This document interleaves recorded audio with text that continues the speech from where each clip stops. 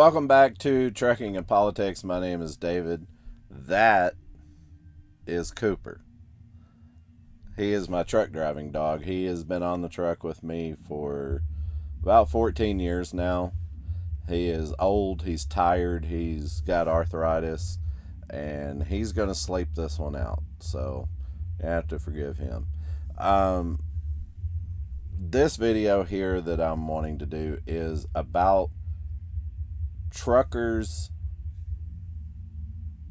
knowledge of trucking companies' pay, I guess you could call it. I did not realize this information until probably about 6 months ago. I started researching about trucking companies and CEOs and corruption in trucking, all of this stuff. I was told 20 something years ago when I got into trucking that trucking had very slim margins, very thin margins, meaning that your expenses and your profits are very close to one another. That's BS right there. That is total BS. I don't know where this money is coming from, but it has to be reported when you are a publicly traded company. Publicly traded companies have to disclose financials. If you remember a company a few years ago that got shut down, I believe that company was called Celadon. If you research that company, you will find out their CEOs were what you call cooking the books. They were inflating their profits to make them look good to investors, Wall Street, and business partners. In fact, they were totally bankrupt companies. And when I say companies, there's never just one company whenever you're on Wall Street. There's never just one company. Keep that in mind. You always have sub companies under your parent company. Celadon owned a trucking business, a fleet rental and sales company. I think it was called Quality Companies. You might correct me on that, but I believe that was the name of it. But anyway, all of the investors of that company, along with Celadon, went bankrupt because they were all bankrupt. They are attaching themselves to one another. This runs deep, folks. This corruption runs deep, and I think that it's outrageous for these companies out here to promote themselves as companies that work on very thin margins. One little mistake and we could shut down. I am going to show you some information here that to me is sickening. I mean, it's just absolutely sickening, especially with the report that just came out the other day that I believe it was CR England was cutting its drivers' pay. That is just wow. Anyway, here's the first one that I want to show you here. Let me get to it here on my computer. It will be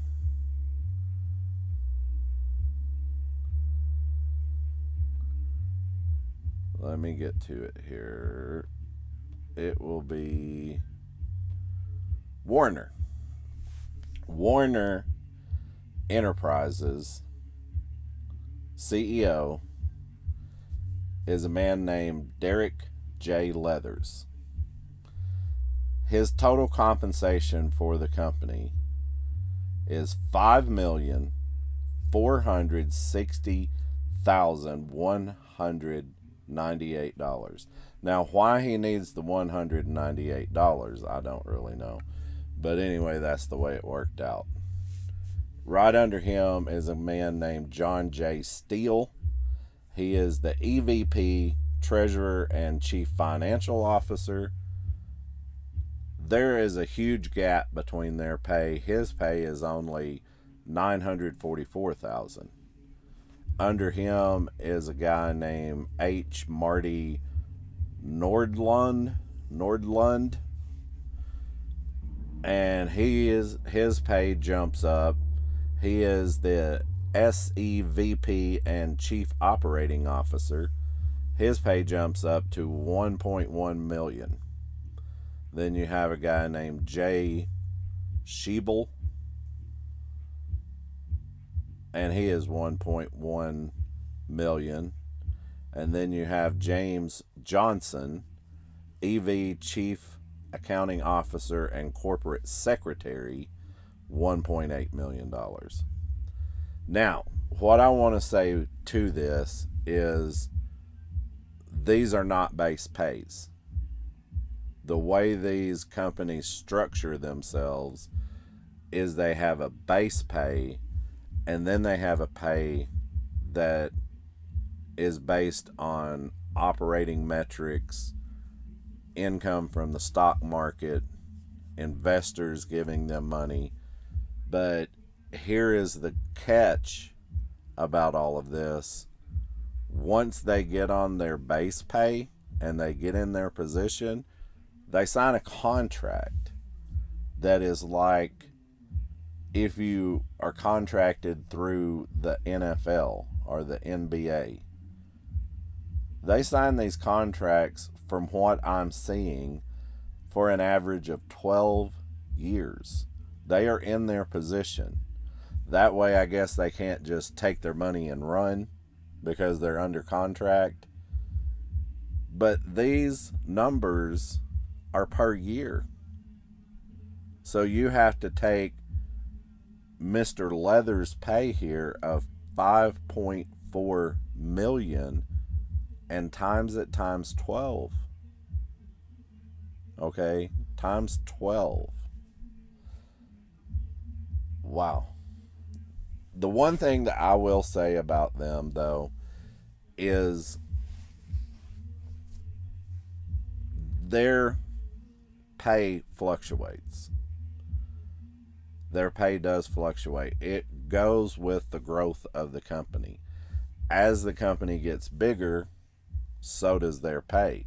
If the company starts sliding and going down, their pay goes down too. But you're talking still millions of dollars.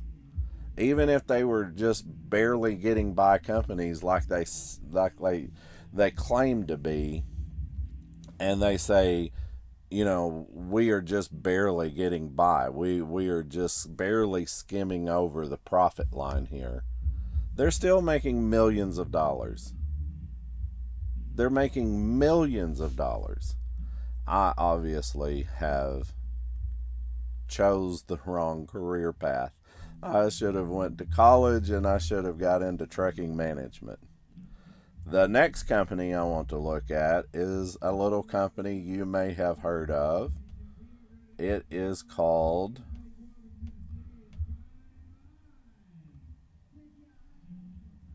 Snyder National. With this company, their president and CEO is a guy named Mark Rourke.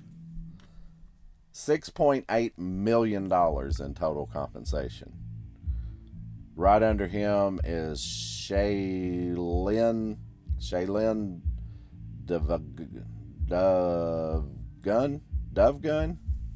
Did I say that right? Dovegun? $1.6 million. And then you have Stephen Bruffett, $2.5 million. EVP CFO, Chief Financial Officer. And then you have Robert Reich, EVP CAO, Chief Accounting Officer, maybe? I'm not real sure. $1.5 million. And then you have Thomas Jackson, General Counsel. Apparently he is very knowledgeable in trucking. He's General Counsel. $1.5 million.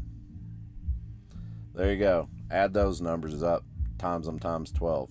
See what you got. Then you have a company that you may have heard of,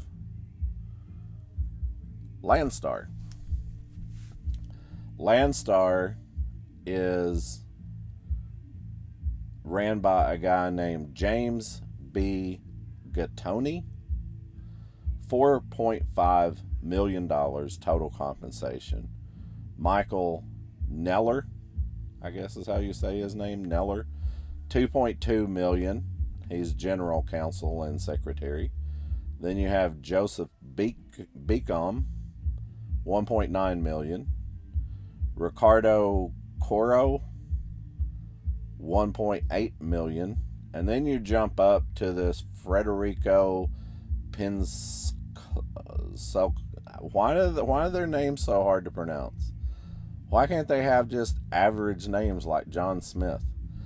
Why are they so hard? But anyway, this Federico guy, I don't know how to say his last name. Pinzcata, $2.088 million.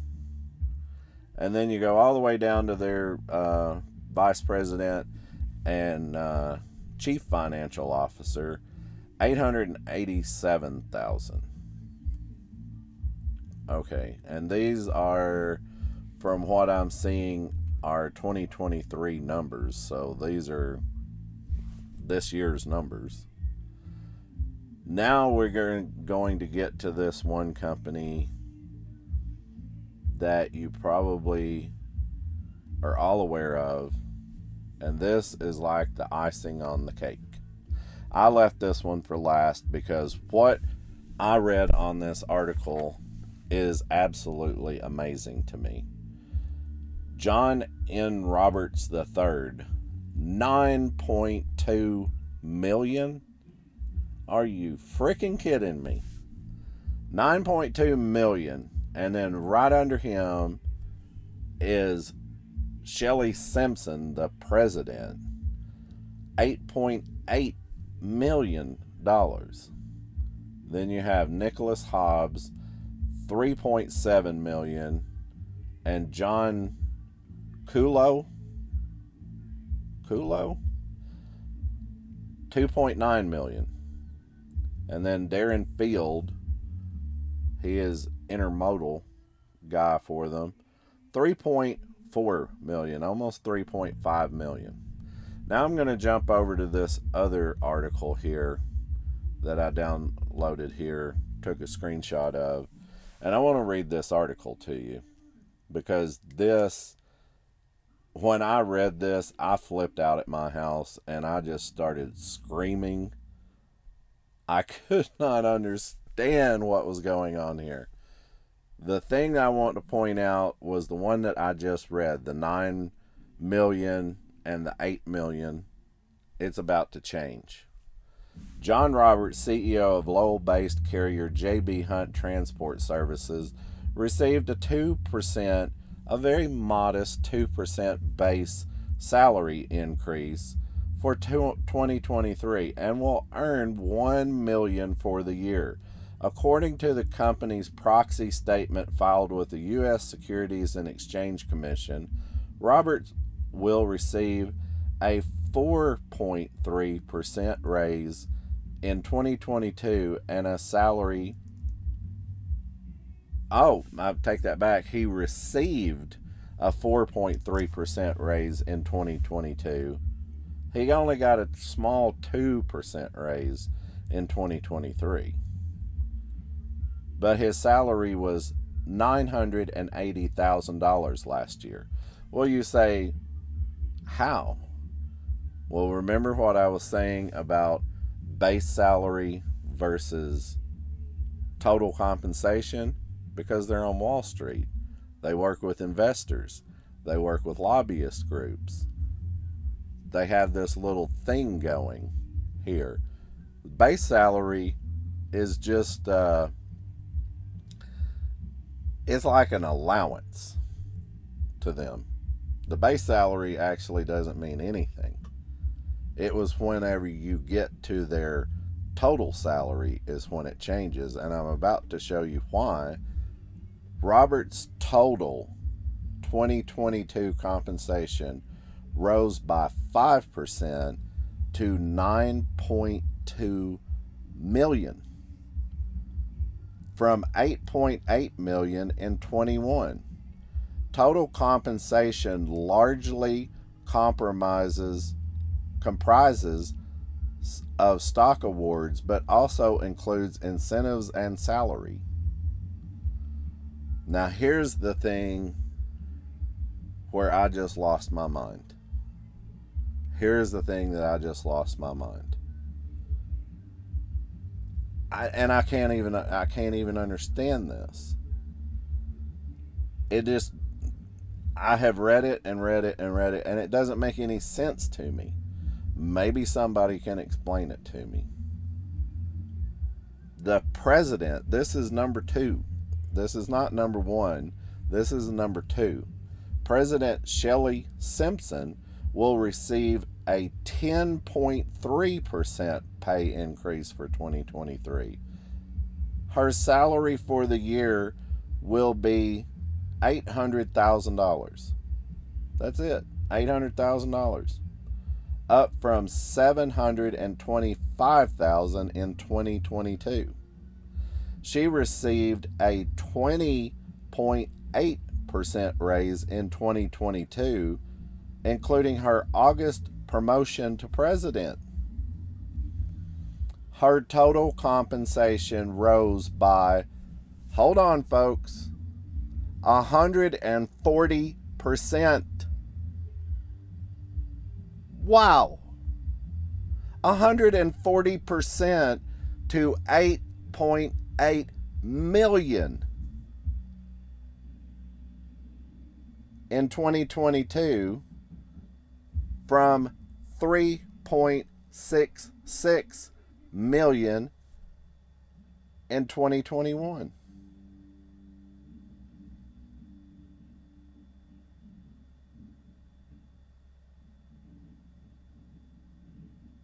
Her total compensation rose by 140%.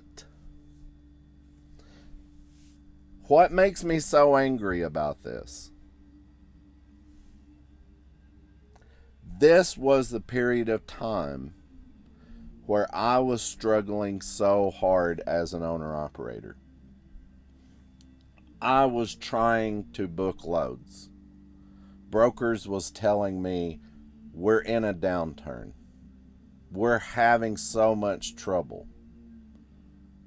We're not making money. Can you please help me with this load? Can you please just carry this load over here for $1.40 a mile for me? That's all we've got in the load. Some of those loads were through JB Hunt.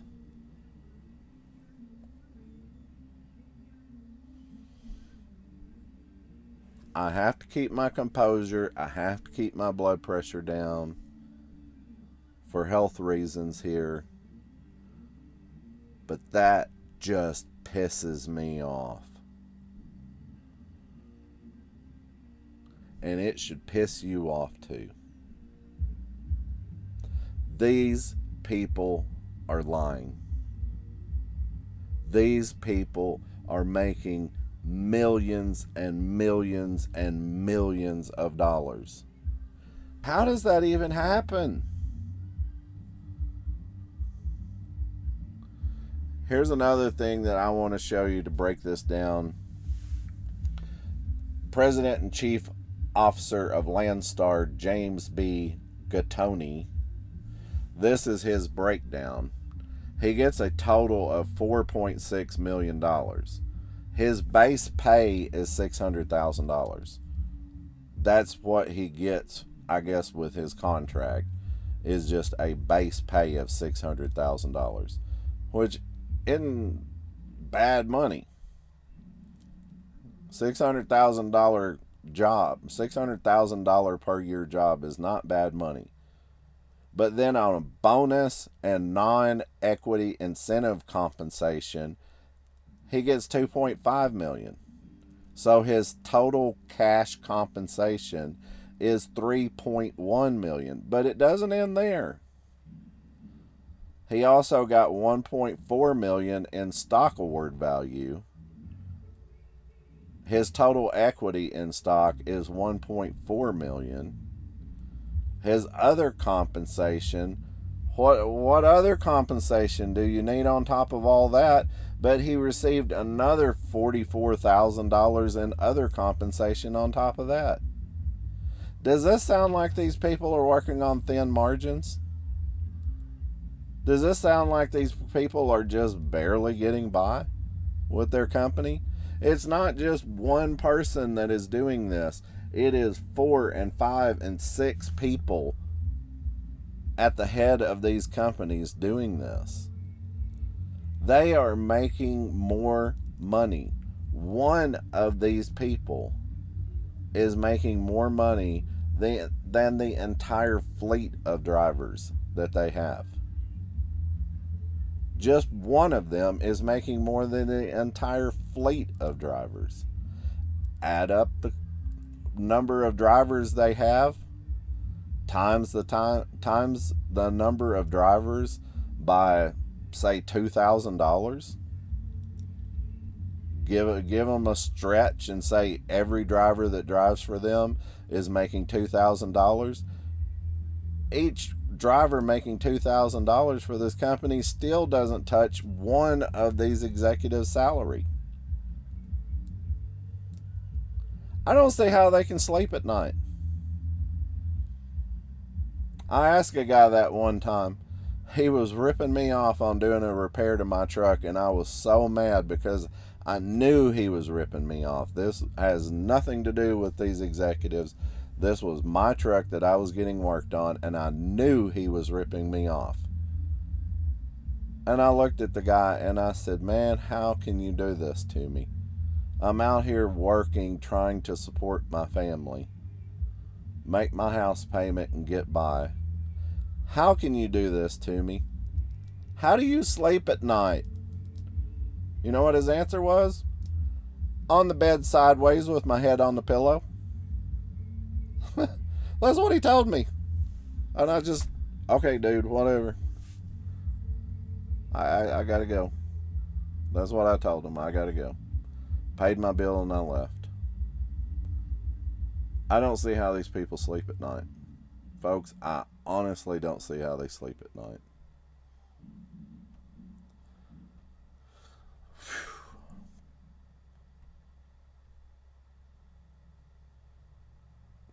This, folks, maybe you can make sense out of it. I can't. If this video doesn't make you mad, if this video is not enough to get everybody rallied up to where we want to make a change, then there's just no hope. Just continue working for these companies and make your pennies and go on about your business. What happened back in the day was owner-operators and small trucking companies used to be very profitable. Some of them ran illegal. I'm going to admit it. Some of them ran illegal on paper logs. But not much. They didn't run 24 hours a day, 7 days a week. Maybe back in the 50s and the 60s they did. But during my lifetime, during the time that I have drove a truck, we didn't run that hard. We didn't run that hard. These companies started getting popular about the time Jimmy Carter deregulated the trucking industry. They started growing and expanding and getting bigger. I was talking about this with one of my trucking buddies, bringing all this stuff up like I'm talking about here. And I said, these original owners that started these companies, if they wanted to give themselves that kind of compensation, more power to them. And he agreed. I don't think any of these companies that I have listed, I don't think any single one of these companies that I've listed is headed by the original owner of the company. I really don't. I don't think any of them are. These are all corporate executives. Whenever the original owner died or passed away or whatever, then a corporate executive come in and took over the company. Are they doing good? Are the companies doing great? If you want to see more about this, I can get into more in-depth details about their stock, because I still have a stock market account. I used to do stocks years ago. I got out of it, but I still have my stock market account. I can still pull up companies and look at their ins and outs of what's going on with their company. If you want me to do that, I can do a video on that and we can look at their stocks. This ought to make you mad, folks. What this should be is a wake up call. It should be a wake up call to you. Wake up and look at what these companies are doing to you. You want to get on YouTube and brag, I work for this corporate company. I'm straight out of trucking school. This is what my pay is. You're not even pocket change compared to these corporate executives. These corporate executives have made me park my truck as an owner operator because I can't compete. Now, I'm not saying it's all their fault. I think there's 3 parts to the fault. I think it's corporate executives, lobbyists, and our federal government. That's the 3 heads of the snake. That's the 3 heads of the snake.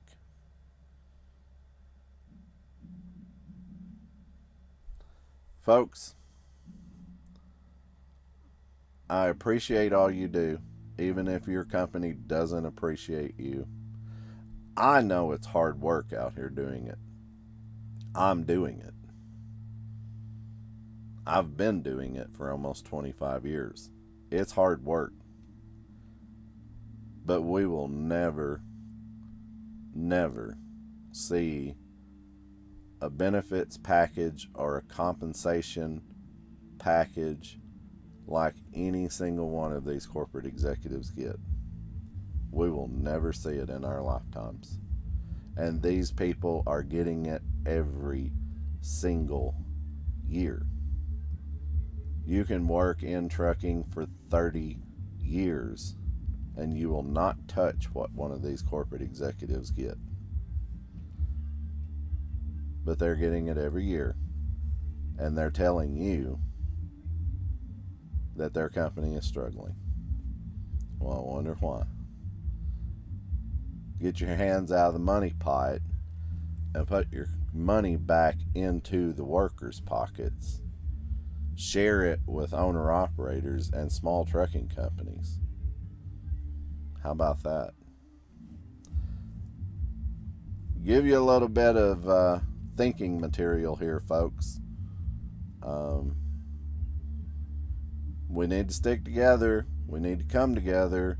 We need to come up with a plan. And we need to change trucking. Thanks for watching Trucking and Politics. Have a good day.